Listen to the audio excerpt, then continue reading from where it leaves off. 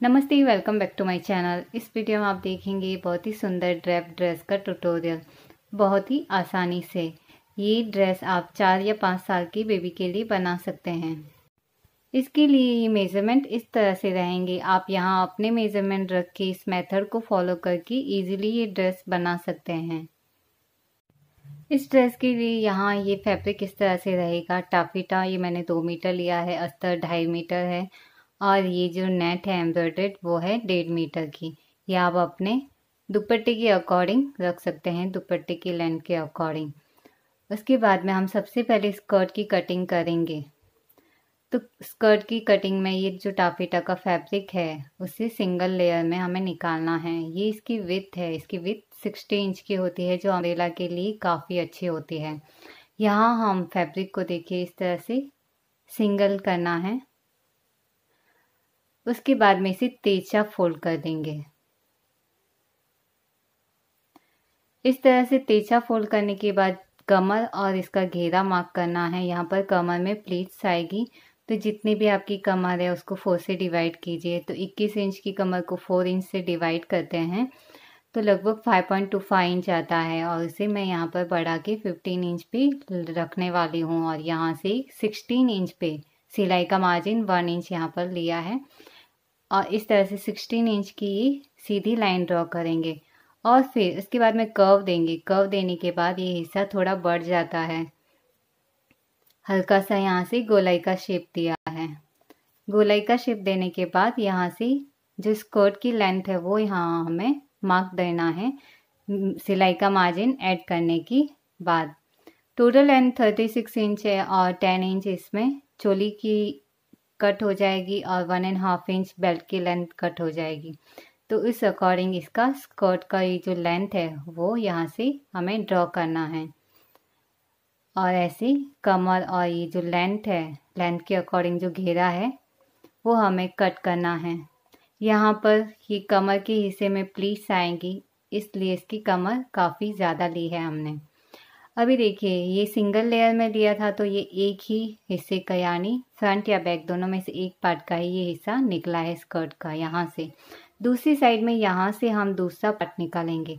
इस तरह से जब आप करेंगे तो सिर्फ टाफेटा की फैब्रिक में और सिर्फ बच्चों के लिए ये इस तरह से जब आप निकालेंगे तो ये कम फैब्रिक में दोनों पीस फ्रंट और बैक के दोनों हिस्से निकल जाएंगे इजीली।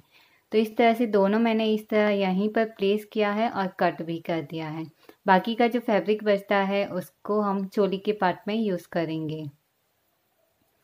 तो आप यहाँ कम फैब्रिक में अच्छे से अच्छा घेरा यहाँ से निकाल सकते हैं। अभी उसके बाद में अस्तर का जो हिस्सा है उसकी हमें यहाँ डबल फैब्रिक की लेकर इसे इसी तरह से ट्रायंगल में फोल्ड करेंगे। यहाँ पर कमर में कोई प्लीट्स वगैरह अस्तर की नहीं आएगी, तो नॉर्मल तरीके से कमर का जो चौथा हिस्सा है यानी 5.25 इंच उसमें 1 इंच 1.5 इंच सिलाई का मार्जिन ऐड करके यहाँ पे एक सीधी लाइन ड्रॉ करेंगे और इसके बाद में हल्की सी गोलाई देनी है। तो ये एक सिंपल तरीका रहेगा आपको अम्ब्रेला का हिस्सा कट करने का। और जितनी लेंथ हमने मेन फैब्रिक में ली है यहाँ हम 1.5 इंच की लेंथ को कम लेंगे ये अस्तर के लिए। तो मेन फैब्रिक का जो स्कर्ट है उसमें कमर में प्लीट्स आएंगी और अस्तर में प्लीट नहीं आएगी। तो दोनों फ्रंट और बैक यहाँ कट हो जाते हैं। स्कर्ट के बाद अभी हम चोली का भाग कट करेंगे। इसके लिए मैंने यहाँ पर 8 इंच पर फोल्ड किया है इस तरह से फैब्रिक को। स्ट्रेट लाइन ड्रॉ करने के बाद चोली की लेंथ में 1 इंच ऐड करेंगे और यहाँ से एक लाइन ड्रॉ करेंगे। इसके बाद में जितना आपका शोल्डर है उसको हाफ करके यहाँ पर मार्क देंगे और 5.5 इंच पर आगे आर्म होल का मार्क देंगे। चेस्ट को 4 से डिवाइड करके यहाँ एक मार्क देना है और उसके अंदर की साइड में 0.75 इंच अंदर की साइड में मार्क देंगे और इसके बाद में सिलाई का मार्जिन आगे ड्रॉ करना है और जो 0.75 इंच अंदर की ओर लिया है वहाँ से इस तरह आर्म होल को मिला देंगे। यहाँ से फ्रंट और बैक का आर्म होल ड्रॉ करना है। आगे कमर का जो भाग है उसको 4 से डिवाइड करके यहाँ मार्क देंगे और सिलाई का मार्जिन इस तरह से इस दोनों भागों को मिला देना है। 2.25 इंच पर नेक की विड्थ और बैक का नेक 1 इंच और फ्रंट का नेक रहेगा 3.5 इंच का। इस तरह से इन दोनों को मार्क देना है और 1/2 इंच शोल्डर डाउन करेंगी आर्म होल पर। अभी हमें बैक की पोर्शन के अकॉर्डिंग यहाँ इसे कट कर देना है, बैक का नेक और बैक का आर्म होल। ये हिस्सा कट होने के बाद आगे यहाँ फैब्रिक में आगे 1/2 इंच हम एक्स्ट्रा रखेंगे क्योंकि बैक पोर्शन में चेन आएगी, तो वहाँ पर 1/2 इंच इस तरह से एक्स्ट्रा रखेंगे। और ये बाकी का जो चोली का भाग हमने कट किया है, बैक का नेक और बैक का आर्म होल, बाकी का हिस्सा सेम ही रहेगा। तो इसी तरह से हम एक कट कर देंगे तो हमारा बैक का पोर्शन यहाँ से निकल जाएगा। और यहाँ अभी फ्रंट का नेक और फ्रंट का आर्म होल कट कर देंगे तो हमारा फ्रंट का हिस्सा भी यहाँ से कट हो जाएगा। ये दोनों हिस्से निकल गए। यहाँ से अभी इसका जो मेन फैब्रिक है वो हमें कट करना है और जो नीचे बेल्ट देख रहे हैं वो मैंने कट किए हैं इस लेस के अकॉर्डिंग, दोनों साइड में सिलाई का मार्जिन रख के उसके बाद में ये कट किया है। और मेन फैब्रिक भी यहाँ पर हम कट कर चुके हैं। अभी इसकी स्टिचिंग का पार्ट शुरू करते हैं। स्टिचिंग के लिए हम सबसे पहले बैक का पोर्शन लेंगे और यहाँ पर इस बेल्ट को यहाँ इस चोली के भाग से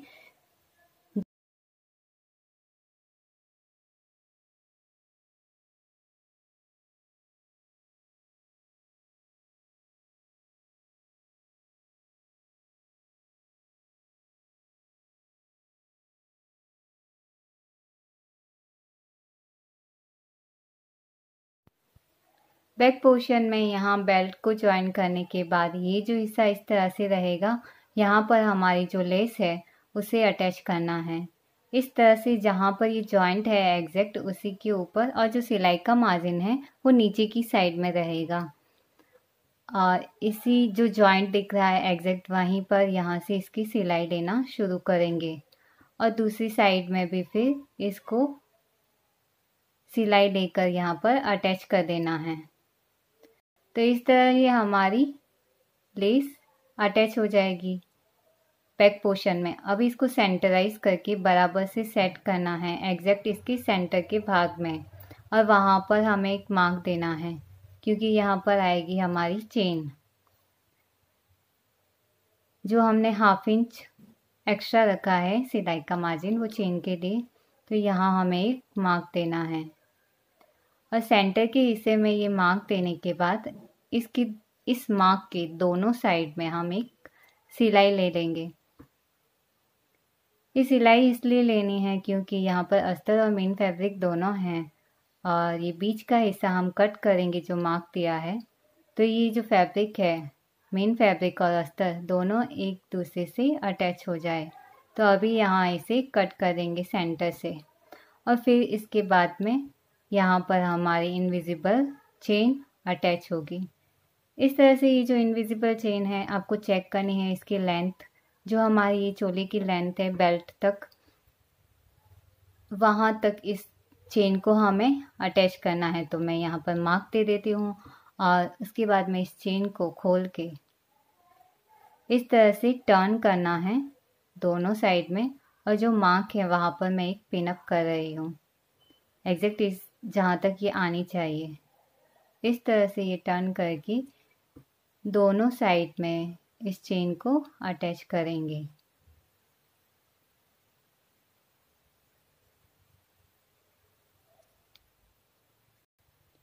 यहाँ अभी जिपर फुट की हेल्प से ये चेन को हम इस तरह यहाँ पर सिलाई ले लेंगे।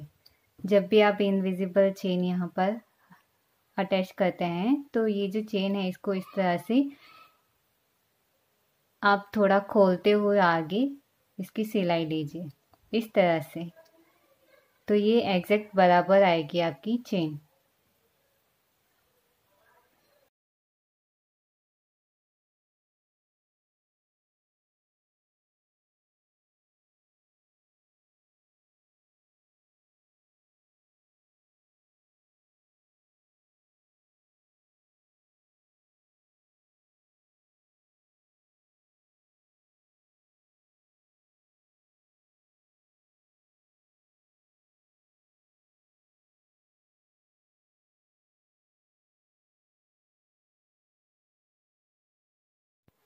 इस तरह ये हमारी चेन अटैच हो चुकी है। यहाँ ये चेन अटैच हो जाने के बाद बेल्ट के साथ में नीचे का जो हिस्सा है वहाँ पर हम एक स्टिच लेंगे और ये जो चेन है वहाँ इसके ऊपर भी एक सिलाई आनी चाहिए, ताकि यहाँ जो एक्स्ट्रा जो चेन है वो हम कट कर सकें। इस तरह से ये सिलाई लेने के बाद एक्स्ट्रा चेन को हम कट कर देंगे और यहाँ पर ये हमारी चेन अटैच हो गई है। अभी जो फ्रंट का हिस्सा है उसमें हमें यहाँ बेल्ट पहले अटैच नहीं करना है। अभी यहाँ हम शोल्डर जॉइन करेंगे इन दोनों के।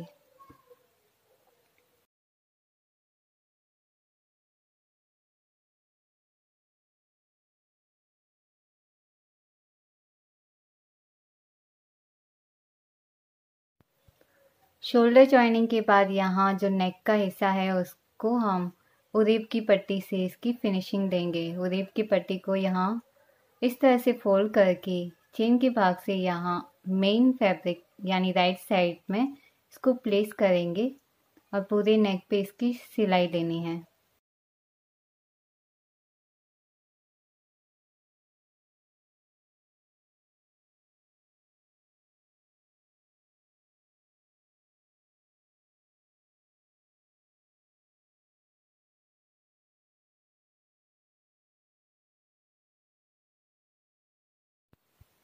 पट्टी अटैच होने के बाद आगे हमें कुछ नोचेस देने हैं और इसके बाद में इसे पलट के रॉन्ग साइड में लाके इसके ऊपर सिलाई देनी है।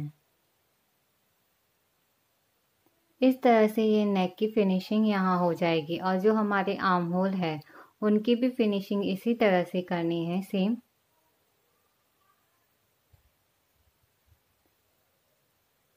दोनों आर्म होल में इस तरह उरेब की पट्टी से यहाँ पर इसकी फिनिशिंग देनी है। यहाँ पर ये दोनों मैं फिनिशिंग कर चुकी हूँ, दोनों आर्म होल और नेक। अभी लेनी है हमारा जो दुपट्टा है, जो नेट का दुपट्टा हमने लिया है उसकी जो विड्थ है वो यहाँ इसके बीच में आनी चाहिए, फ्रंट में चोली के भाग में। तो जितना हमारा सिलाई का मार्जिन है वो यहाँ पर मार्क करना है। सिलाई की मार्जिन के बीच के हिस्से में ही ये हमारा दुपट्टा आना चाहिए। तो इसके लिए दुपट्टे की जो विड्थ है वो काफ़ी ज़्यादा है यहाँ से, तो हमें यहाँ पर प्लीस लेते हुए दुपट्टे की इस विड्थ को इसी साइज़ के अकॉर्डिंग बनानी है। तो इसके लिए मैं यहाँ इस तरह से बड़ी बड़ी प्लीस ले रही हूँ।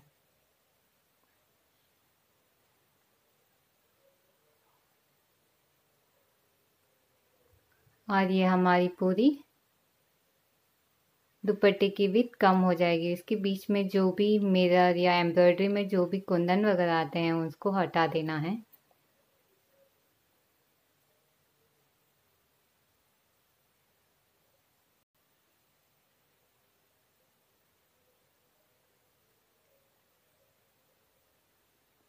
इस तरह ये इक्वल साइज की मैंने ये प्लीस ले ली है और ये देखिए इसके बीच में ही ये हिस्सा आ रहा है,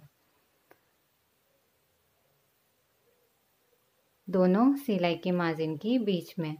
तो यहाँ पर इसे सिलाई लेकर एक बार अटैच कर देना है।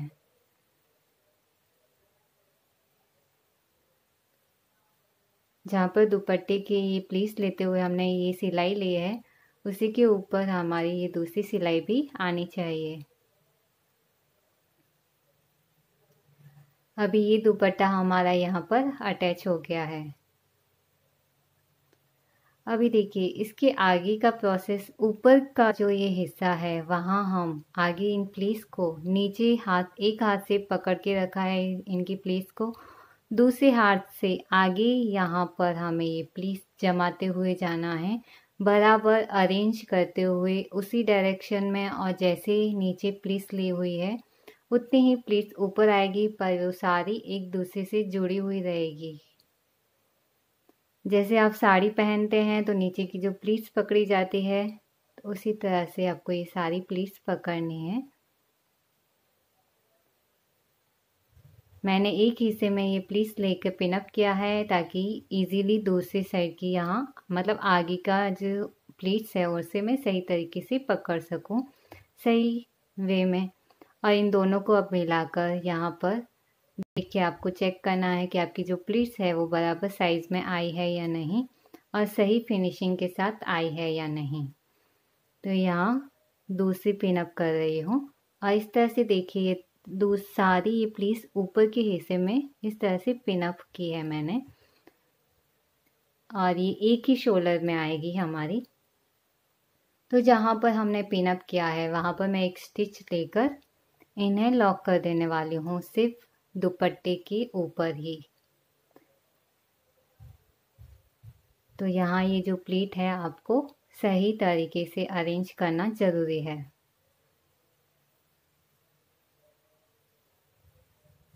इनके बीच में अगर कोई एम्ब्रॉयडरी का हिस्सा आता है तो वो आपको स्किप करना है या फिर उसकी जो मिरर वगैरह है वो आपको निकाल के ही यहाँ पर सिलाई लेनी है।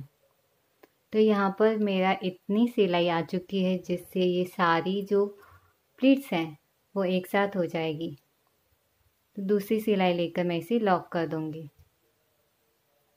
तो देखिए ये शोल्डर का जो हिस्सा है हमारे दुपट्टे का वो यहाँ अटैच हो गया। अभी यहाँ पर आप कुछ फ्लावर्स कुछ भी डेकोरेशन का लगा के इसे यहाँ पर फिनिशिंग दे सकते हैं और ये ऊपर से खुला रहेगा।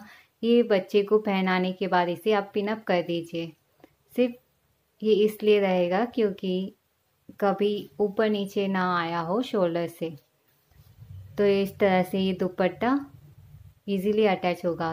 अभी हम इसका जो बेल्ट है वो यहाँ से अटैच करेंगे। बेल्ट अटैच करने के लिए यहाँ जो हमने सिलाई ली है उसी सिलाई के ऊपर देखते देखते ही हमें ये दूसरी सिलाई लेनी है और जो दुपट्टा है उसके बीच में नहीं आना चाहिए।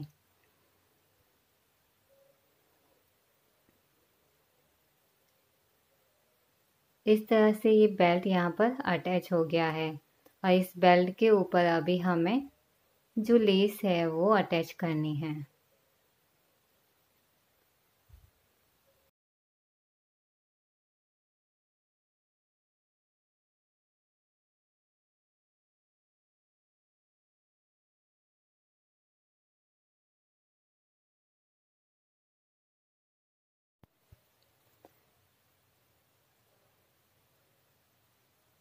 एक साइड में ये लेस को स्टिच करने के बाद दूसरी साइड भी ये हो चुकी है।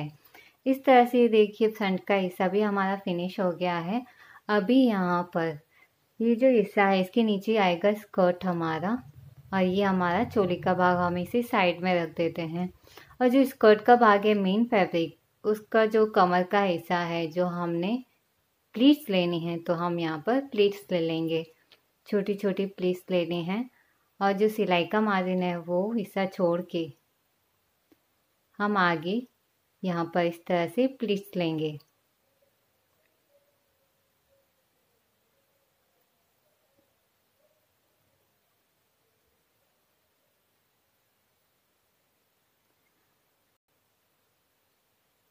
पूरी प्लीट्स हो जाने के बाद कमर के हिस्से में हमारा जो अस्तर का हिस्सा है दोनों को कमर से एक साथ कर देना है। यानी मेन फैब्रिक और अस्तर का जो हिस्सा है ये दोनों एक साथ मैंने स्टिच कर लिया है।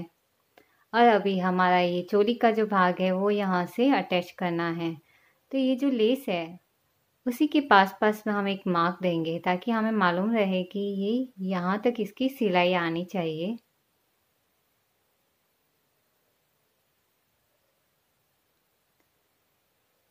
इस तरह से जब मैं रॉन्ग साइड में इस तरह से ये मार्क आप देख सकते हैं यहाँ पर स्कर्ट के भाग में इसे प्लेस करके यहाँ सिलाई देनी है। तो आपको दोनों साइड में ध्यान रखना है। चोली के ऊपर जो मार्क है उस पर भी और जो स्कर्ट के हमने ये चुन्नट के लिए जो प्लीट्स के लिए सिलाई ली है इन दोनों के ऊपर ही हमारी सिलाई आनी चाहिए ताकि स्कर्ट के बाकी सिलाई भी ना दिखे और जो हमारी लेस है उसके ऊपर भी हमारी सिलाई ना आए।